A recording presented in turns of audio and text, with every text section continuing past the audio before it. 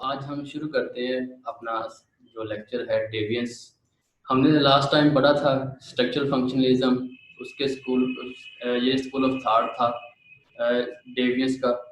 इसमें हमने पढ़ा था कि जो स्ट्रक्चरल फंक्शनलिज्म के मानने वाले हैं उनका कहना है कि जो डेविएंस है वो सोसाइटी का एक इम्पोर्टेंट हिस्सा है और सोसाइटी से डेविएंस ख़त्म नहीं हो सकता, वो एक अहम रोल प्ले करता है। उसमें इमाइल रकीम को हमने लास्ट टाइम पढ़ा था कि जो डेविएंस है वो 4 तरह के फंक्शंस प्ले करता है।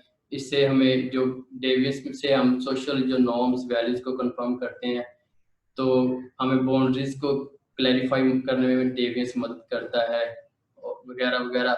और उसके बाद हमने जो रॉबर्ट किंग मार्टिन को डिटेल में पढ़ा था, इसके वो बता रहा था कि जो कल्चरल गोल है और जो कल्चरल नॉर्म्स हैं उनके दरमियान इंसान चलता है और क्लियर करता है कि सोसाइटी के अंदर डिफरेंट स्टेजेस और डिफरेंट टाइप्स एंड डेविएंट्स की हर इंसान इनको परफॉर्म करता है। कन्फर्मिटी है, इनोवेशन, रिचुअलिज्म है, फिर रिट्रीटिज्म है, फिर रिबेलियन है। लास्ट टाइम डिटेल से हमने रीड आउट किया था।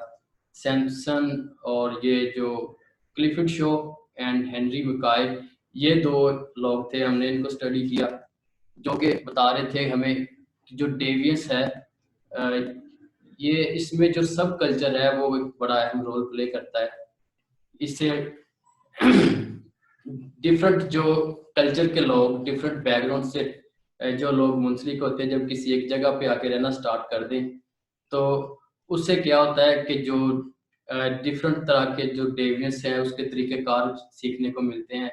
उन तरीक़ेकार से जो डेविएंस है वो डिफरेंट टाइप्स का डिफरेंट मेथड दूसरे लोग सीखते हैं, फिर जनरेशन से जनरेशन ट्रांसफर होते हैं एक जनरेशन से दूसरी जनरेशन में। डिफरेंट बैकग्राउंड के लोग एक जगह पे मिलके डिफरेंट आइडियाज लेके आते हैं कि हमने डेविएंस कैसे क्रिएट करना है। उसकी मिसाल दी थी कि अगर किसी एरिया में कोई लेबर रहती हो, मजदूर रहते हो, तो कोई शराब पीता होगा, कोई और नशा करता होगा, कोई स्मोकिंग करता होगा, तो ये डेविएंस डिफरेंट तरीके से कर रहे होते हैं लोग। तो वो ड्रग का और शराब नोशी का, जुए का एक आम कल्चर उधर मिलता है। तो उससे ये होता है कि डिफरेंट बैकग्राउंड से लोग जो आते हैं वो डिफरेंट मेथड बताते हैं कि कैसे कैसे हम जो डेविएंस है करते हैं। तो इसका जो last job Samson and groves, इनकी एक थ्योरी थी जिसको कॉन्फ्लिक्ट थ्योरी का नाम दिया गया है। ये कहता है कि जो कॉन्फ्लिक्ट थ्योरी है उसका जो मेन फोकस है वो कहता है कि economic factors as the cause of crime and deviance. Economics जो फैक्टर्स हैं, ये सोशल एंड इकोनॉमिक्स जो फैक्टर्स हैं, ये जो रीजन बनते हैं क्राइम और डेविएंस की। कोई भी अगर डेविएंस होगा या क्राइम होगा, उसके पीछे जो रीजन होगी अल्टीमेटली वो या इकोनॉमिक होगी या सोशल होगी। सोशल से मुराद कोई बंदा कोई इक़्तिदार हासिल करना चाह रहा है तब वो क्राइम करता है या डेविएंस करता है, या बदला लेना चाह रहा है तब वो क्राइम करता है या डेविएंस करता है। तो या वो इंजॉयमेंट एंटरटेन करना चाह रहा है, तो ये सोशल फैक्टर्स हैं। इकोनॉमिक्स फैक्टर्स में वो सारे फैक्टर्स आ जाएंगे। कोई बंदा दौलत हासिल करना चाहता है, किसी की जो बेसिक नेसेसिटीज हैं, बेसिक ज़रूरियात हैं, वो पूरी नहीं होती, उसके बाद इंसान उनको पूरा करने के लिए क्राइम करता है। दौलत नहीं है, दौलत को हासिल करने के लिए, अपनी पोजीशन हासिल करने के लिए, तो इंसान डेविएंस या क्राइम करता है। जो भी क्राइम और डेविएंस होगा उसके पीछे जो रीज़न होगी वो सोशल फैक्टर होंगे या इकोनॉमिक्स फैक्टर होंगे। नेक्स्ट वो कहता है कि poverty, ethnic diversity and family disruption. Family disturb होगी। एथनिक डाइवर्सिटी से मुराद है कि डिफरेंट बैकग्राउंड से जब लोग आएंगे किसी एक जगह पे आके रहना स्टार्ट कर दें, डिफरेंट इलाकों से डिफरेंट तरह के लोग जब आके एक जगह पे रहना स्टार्ट करते हैं, इसको एथनिक डाइवर्सिटी कहते हैं। तो अगर ऐसी जगह पे भी डिफरेंट बैकग्राउंड से आके लोग किसी जगह पे रहना स्टार्ट कर देंगे तो उनकी आपस में बनेगी नहीं, कॉन्फ्लिक्ट होंगे, लड़ाई झगड़े होंगे। फिर पॉवर्टी है, गुर्बत। गुर्बत की वजह से भी इंसान डेविएंस और क्राइम ज़्यादा करता है। अगर किसी को दौलत की लालच हो, तमा हो कि वो दौलत मिलनी चाहिए, तो तब भी इंसान जो है वो डेविएंस क्रिएट करता है, छीनने की कोशिश करता है, ज़्यादा दौलत बनाने की कोशिश करता है।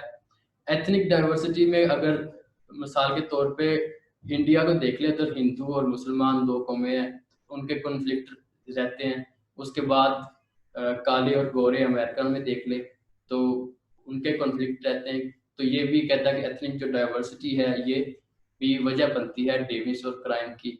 फिर फैमिली डिस्ट्रप्शन है कि ऐसे फैमिली जो डिस्टर्ब हो, वालदैन में से कोई ना हो एक, या फैमिली में लड़ाई झगड़े बहुत ज़्यादा होते हो, तो जो बच्चे हैं उनकी जो तरबियत है उस पर बड़ा बुरा असर पड़ता है।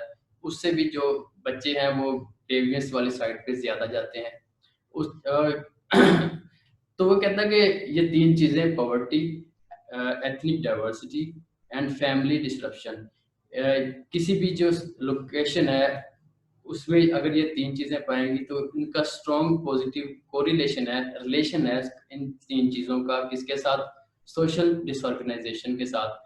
सोशल डिसऑर्गेनाइजेशन मैंने आप लोगों को पढ़ाया था कि सोशल डिसऑर्गेनाइजेशन है कि आपका एक सिस्टम ऑर्गेनाइज तरीके से चल रहा है, जब उसमें कोई डिस्टर्बेंस क्रिएट करना शुरू कर दे तो आपका सिस्टम डिस्टर्ब हो जाए, उसको डिसऑर्गेनाइजेशन का नाम दिया जाता है। इसका एक और टर्म्स के लिए यूज की जाती है जिसको सोशल प्रॉब्लम कहते हैं।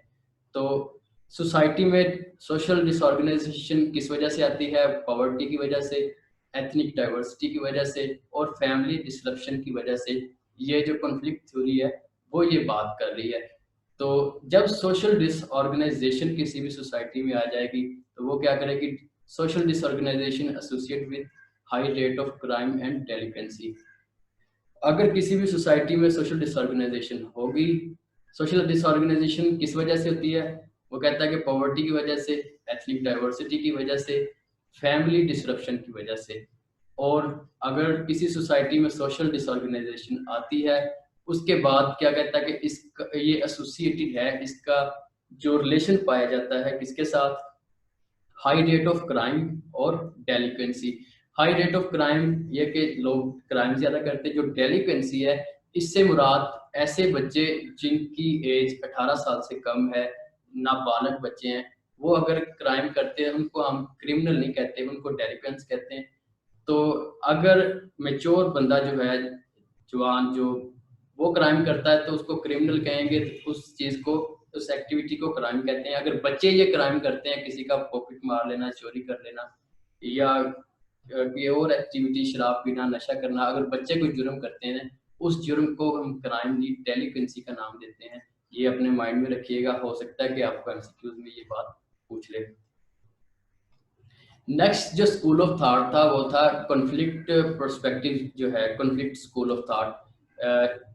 कॉन्फ्लिक्ट स्कूल ऑफ थॉट के जो मानने वाले हैं वो कहते हैं कि जो डेवियंस है ये सारी गेम है पावर स्ट्रगल की। इसके पीछे कोई भी इंसान जो डेवियंस क्रिएट करता है या सोसाइटी के जो रूल एंड रेगुलेशन है उनकी वायलेशन करता है, इसके पीछे जो मेन रीजन है वो है पावर स्ट्रगल। लीड क्लास जो होती है उसकी बात कर रहा है कि those who top create law to maintain social inequality.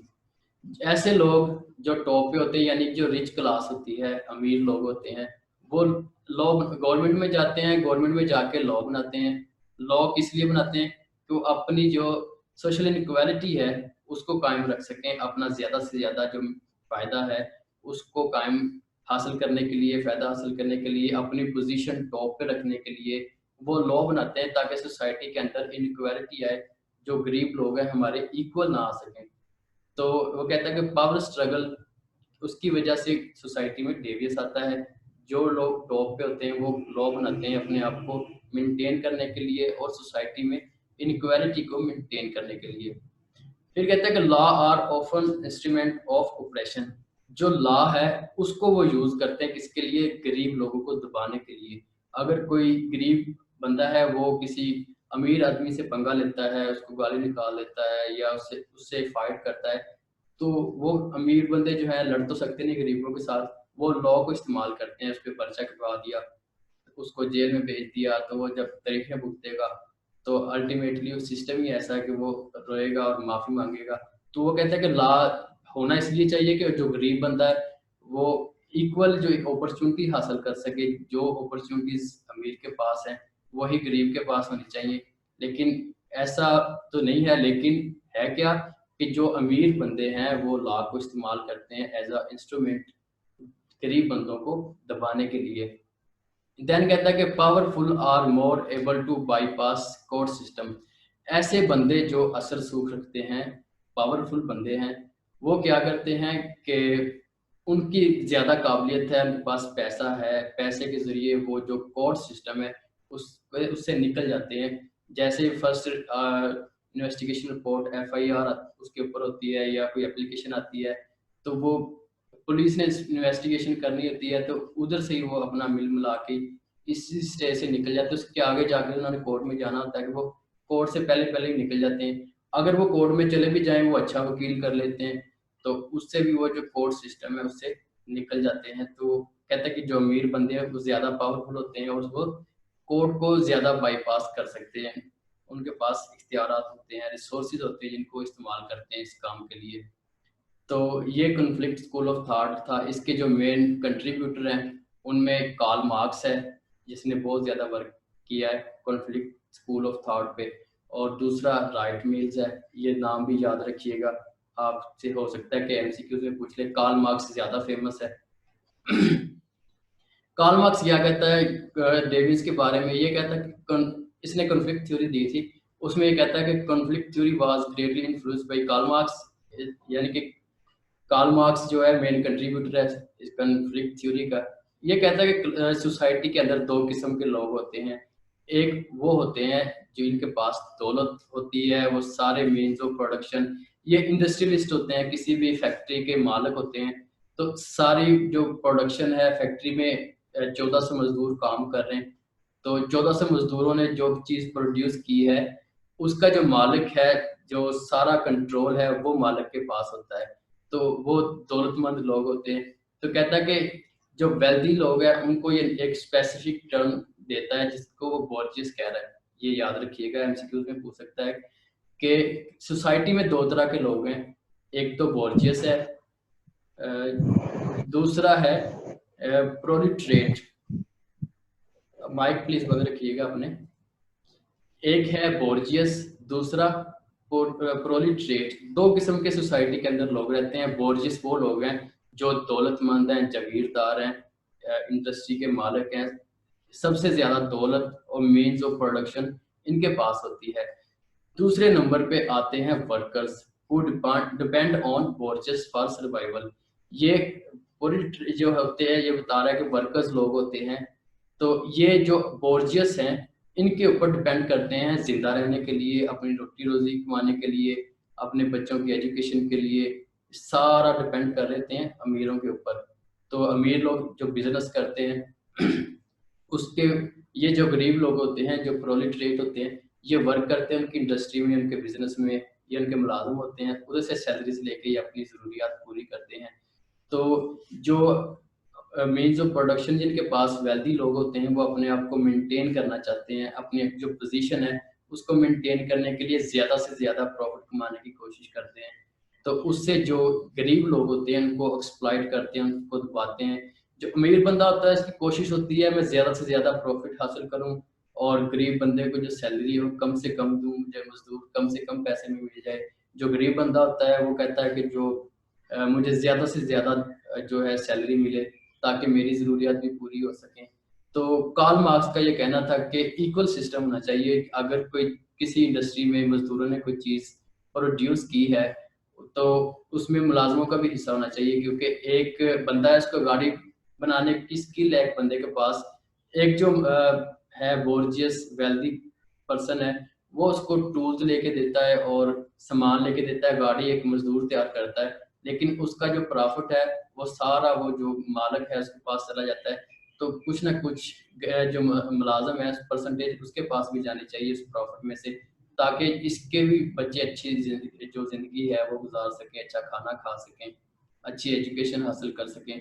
तो ये कहता है कि जो कॉन्फ्लिक्ट थ्योरी है इन दोनों क्लास में जो है वो कॉन्फ्लिक्ट आता है, वो दबाने की कोशिश करते हैं, ज़्यादा से ज़्यादा दौलत हासिल करने की कोशिश करते हैं। तो जो वर्कर्स हैं जब उनको एक्सप्लॉइट किया जाता है, दबाया जाता है, वो बगावत करते हैं। तो बगावत करने से क्या होता है कि सोसाइटी के अंदर डेवियंस आता है, और ये जो गरीब बंदे हैं इनको दबाने की कोशिश करेंगे, जो अमीर है वो उनको दबाने की कोशिश करेंगे, कॉन्फ्लिक्ट आता है। उसके बाद ये कि जो डेविएंस है सोसाइटी के अंदर आता है। उसके बाद वो कहता है कि जब बोर्जियस कंट्रोल गवर्नमेंट, जो बोर्जियस हैं उनके पास पैसा होता है, गवर्नमेंट में भी वही आते हैं, आके लॉ जो है वो लॉ बनाते हैं। अथॉरिटेटिव जो एजेंसीज हैं यानी पुलिस वगैरह, कोर्ट वगैरह, उनको भी वो कंट्रोल कर लेते हैं अपने पैसे के जरिए। रीज़न क्या आती है कि अपनी जो पोजीशन है उसको वो मेंटेन करने की कोशिश करते हैं। अपनी पोजीशन को मेंटेन करने के लिए वो गवर्नमेंट में आते हैं, इलेक्शन लड़के। गरीब बंदा आजकल के दौर में आपको पता है कि इलेक्शन नहीं लड़ सकता और नहीं आ सकता, उसको अपनी रोटी से ही फुर्सत नहीं मिलती है, मजदूरी कर रहा है। तो जो अमीर लोग हैं गवर्नमेंट में वो आते हैं, अपनी मर्जी से लॉ बनाते हैं, लॉ से भी खेलते हैं। जो लॉ इन्फोर्समेंट एजेंसीज हैं उनको भी वो साथ मिल मिला के उनको भी अपने कंट्रोल में करने की कोशिश करते हैं। तो उससे जो है अपनी पोजीशन को मेंटेन करने के लिए वो सारा कुछ करते हैं। उससे ये होता है कि वो जो अमीर लोग हैं वो भी डेविएंस क्रिएट करते हैं। तो जो गरीब लोग हैं जब वो उनको पता चल जाए कि हमें हमारे हुकूक नहीं मिल रहे, सैलरी कम मिल रही है, मजदूर बंदे को जब देखें वो अमीर बंदा निकाल सकता है, अपनी मुलाजमत से फारग कर दे। तो जब ऐसा सब कुछ होता है तो गरीब लोग जो है वो भी डेविएंस क्रिएट करते हैं, वो भी क्राइम वाली साइड पे आते हैं। ये कार्ल मार्क्स की थ्योरी थी। उसके बाद जो है राइट मिल्स है, ये इसने थ्योरी पेश की है पावर, द पावर एलीट। तो इसमें सबसे पहले बताता है कि पावर एलीट क्या होती है, कि power elite is a small group of wealthy and influential people at the top of society who hold the power and resources. Power elite ये पहले बता रहा है कि पावर एलीट क्या होती है, कि ऐसे लोग हैं जिनके पास पावर और रिसोर्सेज दोनों चीजें होती हैं। ऐसी क्लास को पावर एलीट, ये राइट मिल्स अपनी जो है थ्योरी में कह रहा है। उसके बाद फर्दर क्या कहता है कि rule of society are stock यानी सेट किए जाते हैं, जो रूल हैं सोसाइटी के वो स्टेट किए जाते हैं, सेट किए जाते हैं in the favour of privilege of few who manipulate. ऐसे लोगों के लिए जो सोसाइटी के रूल्स हैं सेट किए जाते हैं उनको फेवर देने के लिए, किनको, अमीर लोगों को जो उसको ऑपरेट करते हैं तो स्टे ऑन टॉप। कि जो सोसाइटी के रूल्स हैं, पावर एलीट में जो लोग हैं वो गवर्नमेंट में आते हैं, वही जो कार्ल मार्क्स ने बात की वही बात उससे मिलती जुलती करता है कि पावर एलीट में जो सोसाइटी के टॉप पे लोग होते हैं वो क्या करते हैं कि जो रूल्स हैं वो सेट करते हैं अपनी फेवर के लिए, अपने आप या अपनी दूसरे जो ऑफिसर्स होते हैं वो उनको प्रिविलेज देने के लिए सोसाइटी के जो रूल्स हैं उनको ऑपरेट करते हैं सोसाइटी के अंदर, ताकि उनको टॉप पे रखा जा सके। तो अल्टीमेटली पैसे और पावर के जरिए ये जो अमीर लोग हैं ये सब करवा रहे होते हैं, लॉ इन्फोर्समेंट एजेंसी से या गवर्नमेंट में आके ये खुद से भी कर रहे होते हैं ताकि अपने आप को टॉप पे रख सकें। They decide what is crime and what is not. जो पावर लीड है, अमीर लोग हैं, वो डिसाइड करते हैं कि सोसाइटी में कौन सी चीज क्राइम है और कौन सी चीज ऐसी है जो क्राइम नहीं है। फिर crime committed by wealthy and powerful remain under the punished and costly problem within society। ये कहता है कि जो क्राइम है, जो वेल्दी लोग हैं वो क्राइम कमिट करते हैं, उससे होता क्या है कि उनको सजा नहीं मिलती, वो अंडर दी पनिश्ड रहते हैं और उसका जो खमियाजा है, उसकी जो कॉस्ट है वो अल्टीमेटली सोसाइटी को अदा करनी पड़ती है। उससे ये होता है कि वो कंट्रोल करते हैं सोसाइटी को, अपनी जो टॉप पोजीशन है उसको मेंटेन करने के लिए। तो ज़्यादा से ज़्यादा जो दौलत है वो इकट्ठी करने के लिए वो सारा कुछ ये करते हैं। उससे वो जब दौलत इकट्ठी करते हैं सोसाइटी के अंदर इनक्वालिटी आती है कि जो गरीब है वो बहुत ही ज़्यादा गरीब है, जो अमीर है वो बहुत ही ज़्यादा अमीर है। जब गरीब लोगों की ज़रूरियात पूरी नहीं होंगी, उनको इंसाफ नहीं मिलेगा, वो अल्टीमेटली लॉ की बजाय खुद से इंतकाम लेने की कोशिश करते हैं। वो चोरी करते हैं, डाका डालते हैं या जो अमीर लोग हैं उनके अगेंस्ट बगावत कर देते हैं कि उनको ख़त्म कर दें सोसाइटी से। तो वो डेविएंस का बायस बनता है। Those who hold power are the ones who make the law. अब लॉ कौन बनाता है? जो टॉप पे होते हैं, जिनके पास पावर होती है, लॉ भी वही बनाते हैं। The powerful make law that benefit themselves. वो कानून जब गवर्नमेंट में जाते हैं गवर्नमेंट में जाके वो ऐसे कवानीन बनाते हैं जिनसे उनको फ़ायदा हो, अपने आप को फ़ायदा देने के लिए वो मैक्सिमम जो लॉ है वो बनाते हैं अपने आप को सिक्योर करने के लिए। And the powerless suffer the consequences. नतीजे के तौर पे जो पावरलेस है, जिसके पास ताकत नहीं होती, तो अमीर ने अगर कानून बनाया है इलेक्शन लड़के अमीर असम्बली में जाता है, जाके कानून बनाता है, तो कहता है कि अपने आप को प्रोटेक्ट करने के लिए वो बनाते हैं कानून। तो जो पावरलेस लोग हैं जिनके पास ताकत नहीं होती, तो उनको कानून के ज़रिए दबाया जाता है, ब्लैकमेल किया जाता है या एक्सप्लॉइट किया जाता है। उसके बाद जो पावरलेस है वो सफ़र करते हैं, नतीजे के तौर पे उनको सज़ा मिलती है, सोसाइटी में सज़ा भुगतते हैं कानून के ज़रिए भी। तो नेक्स्ट जो स्कूल ऑफ थॉट था ये है सिंबॉलिक इंटरेक्शनिज्म। मैंने लास्ट लेक्चर में बताया था जो सिंबॉलिक इंटरेक्शनिज्म है, इस स्कूल ऑफ थॉट के मानने वालों का ये कहना है कि जो इंसान है जो उसकी सोशलाइजेशन है, सोशलाइजेशन के थ्रू डेवियंस को सीखता है। जैसे वो कुछ अच्छी चीज़ें सोसाइटी से सीख रहा होता है, सेम इसी तरह से वो सोसाइटी से कुछ बुरी चीज़ें, बुरे आदत, डेवियंस को भी सीख रहा होता है। सिंबॉलिक इंटरेक्शनिज्म क्या चीज़ है, इसकी डेफिनेशन है, ये आप सुन लें, हो सकता है कि एमसीक्यूज में ये डेफिनेशन दे और आपसे पूछे कि ये कौन से स्कूल ऑफ थॉट है, कॉन्फ्लिक्ट है, स्ट्रक्चरल फंक्शनलिज्म है या सिंबॉलिक है। सिंबॉलिक इंटरेक्शनिज्म है theoretical approach that can be used to explain how societies and or social group come to view the deviant behavior as deviant। यानी कि societies और social group जो society में different किस्म के लोग रहते हैं, और जो सोसाइटी है वो किस तरह के बिहेवियर को डेविएंट देखती है या कन्वेंशनल। सोसाइटी जो और जो लोग हैं सोसाइटी में रहने वाले, वो कौन सी आपकी ऐसी एक्टिविटी है जिसको वो एज अ डेविएंट देखती है या एज अ एक अमूमी आम चीज़ है जिसपे सोसाइटी का एक्शन नहीं आता, कन्वेंशनल कि कौन सी आपकी एक्टिविटी है। मिसाल के तौर पे जो अमेरिका है उधर शराब आम है, शराब पी जाती है, लेकिन वो सोसाइटी जो है इस चीज़ को एज अ डेविएंट नहीं देखती, वो कन्वेंशनल देखती कि हाँ रूटीन की चीज़ है, चलने दो। लेकिन वही शराब अगर पाकिस्तान कोई शॉप बन जाए पाकिस्तान में, तो उस पर क्या होता है कि एहतजाज होना शुरू हो जाएंगे, लोग बुरा भला कहेंगे कि हमारा माशरा इस चीज़ की इजाज़त नहीं देता कि शराब आम हो जाए, हर बंदा शराब पीना स्टार्ट कर दे या हर बंदा शराब फरोख्त करना स्टार्ट कर दे।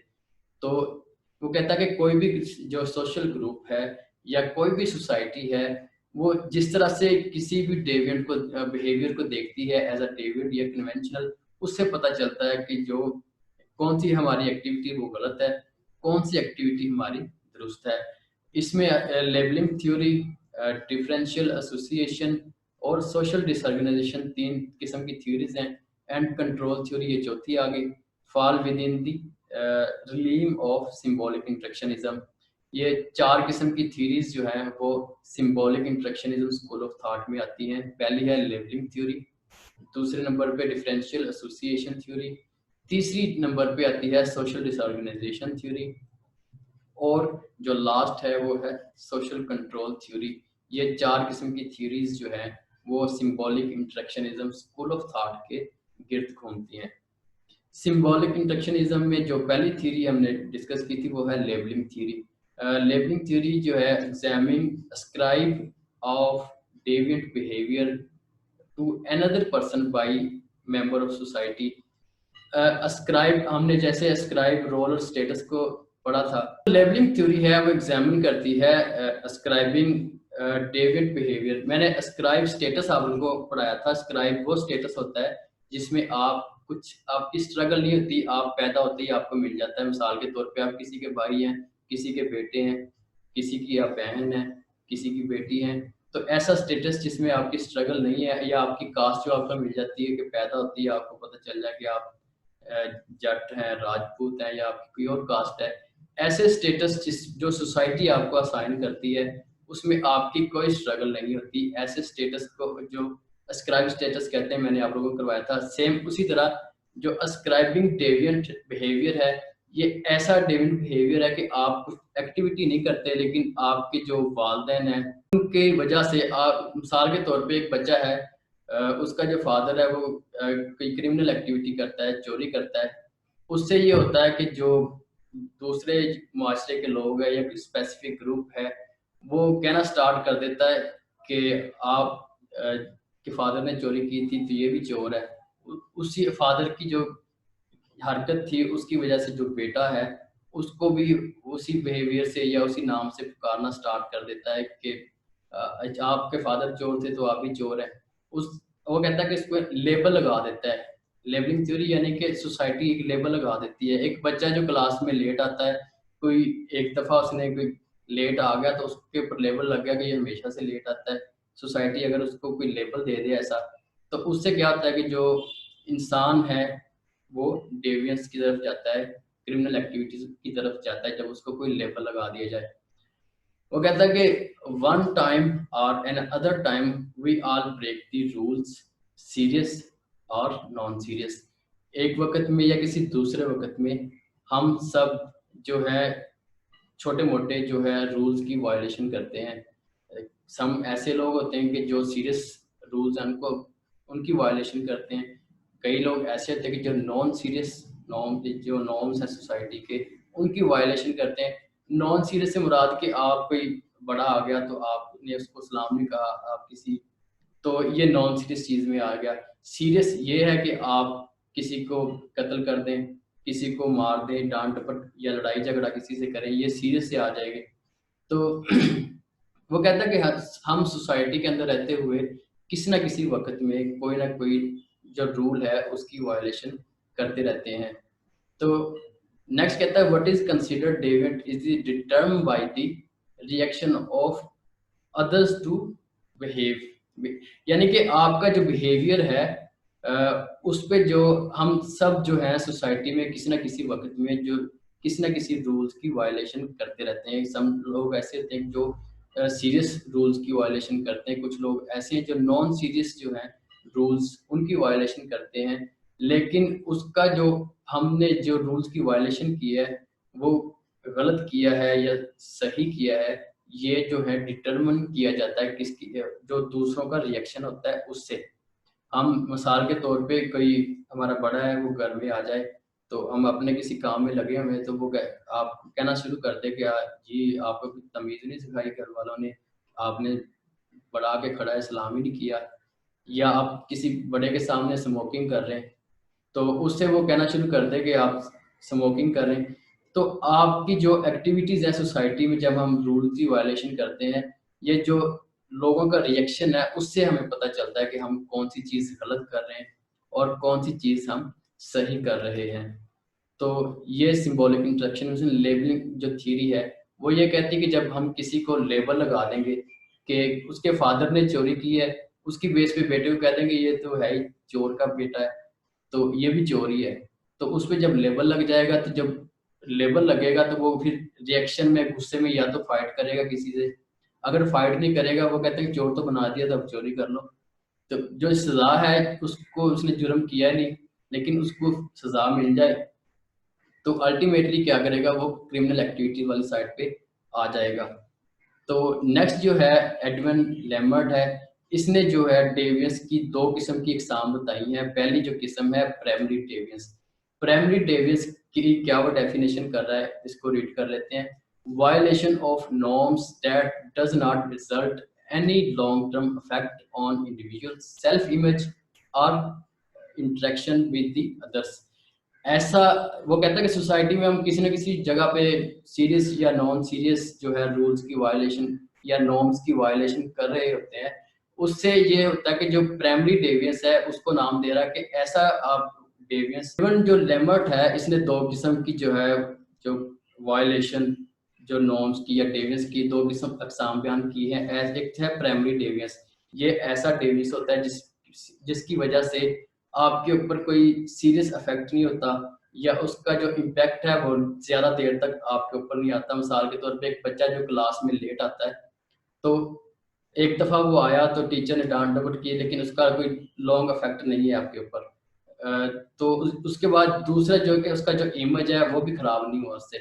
लेकिन जो सेकेंडरी डेवियंस है इसमें क्या होता है कि जो ऐसा बच्चा जो क्रिमिनल एक्टिविटी में ऐसा आदमी जो क्राइम करे तो उस पर लेबल लग जाए, उससे जो उसकी सेल्फ इमेज है वो तबाह हो जाए या उसका जो लॉन्ग टर्म इफेक्ट है उसके ऊपर आते हैं।